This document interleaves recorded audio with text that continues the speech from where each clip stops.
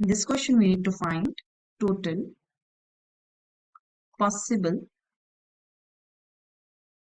ways for selecting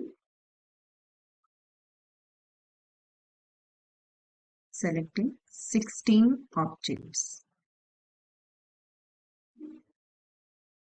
So here we need to select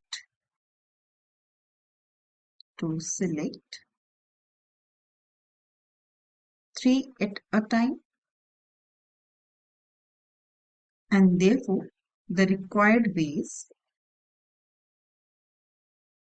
will be as per the binomial 16C3.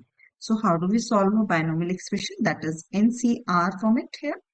So it will be as n divided by factorial n divided by factorial n minus r, and